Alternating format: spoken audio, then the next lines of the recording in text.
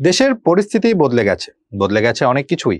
পরিবর্তন এসেছে অনেক জায়গাতেই, এমনকি বিসিবিতেও এসেছে অনেক পরিবর্তন, যার প্রভাব গিয়ে পড়েছে বাংলাদেশ প্রিমিয়ার লিগ বা বিপিএল এর 11তম আসরের উপর।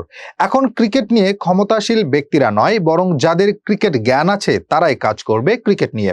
দেশের সাথে বদলে গেছে বিপিএল ফ্র্যাঞ্চাইজি চট্টগ্রাম চ্যালেঞ্জার্স, পুরনো চিটাগাং কিংস নামে ফিরে এসেছে তারা। তাদের এঙ্গেজমেন্ট ও ব্র্যান্ড ম্যানেজমেন্ট হিসেবে কাজ করবে ক্রিকেট উইথ সামি, যা প্রভাব রাখবে মাঠে ও মাঠের বাইরে।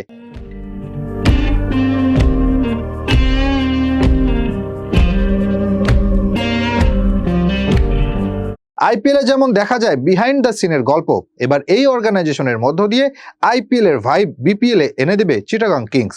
এদিকে বদলে যাওয়া চিটাগাং দল নিয়ে ভাবতে হবে ম্যানেজমেন্টকে। বিপিএল এ যারা সব আসর খেলেছে তাদের একটা হচ্ছে চট্টগ্রাম ফ্র্যাঞ্চাইজি। অবাক করা বিষয় হচ্ছে শিরোপা তো দূর, কখনো ফাইনালেও যাওয়া হয়নি তাদের। জয়ের হার বিবেচনা করলে তলানি থেকে 3 নম্বরে তাদের অবস্থান। তাদের চেয়ে পরাজয়ের হার বেশি শুধু সিলেট ও খুলনা ফ্র্যাঞ্চাইজির। এটাতেই আসলে বোঝা যায় দল হিসেবে কতটা বাজে অবস্থান তাদের। এরকম ব্যর্থতা কাটিয়ে এবার ঘুরে দাঁড়ানো লাগবে বন্দরনগরের দলকে। সেজন্য সঠিক পরিকল্পনা বাস্তবায়ন করে ড্রাফট হতে সাজানো লাগবে সেরা দল, যা তাদের সাফল্য এনে দিতে পারে বিপিএল এর 11তম আসরে। গত আসরে তো শিরোপা খরা কেটেছে বরিশালের, এবার কি তবে শিরোপা খরা কাটবে চট্টগ্রামের? সেটা তো সময় বলে দিবে। শুধু মাঠের খেলায় নয়, মাঠের বাইরেও থাকে অনেক বিষয়।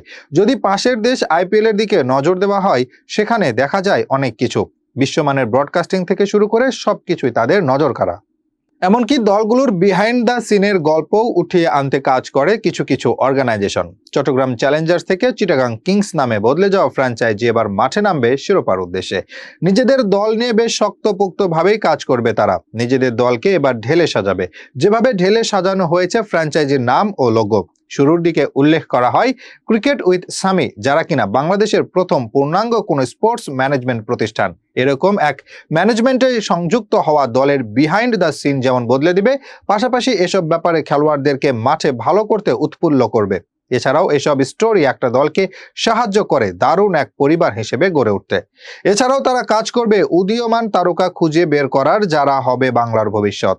প্রতিটি সমর্থক যেমন খেলা দেখতে পছন্দ করে, তেমনি তাদের পছন্দের তালিকায় থাকে ক্রিকেটারদের ব্যাপারে জানার পেছনের গল্প কি হচ্ছে সেসব জানতে উদ্গ্রীব হয়ে থাকে তারা।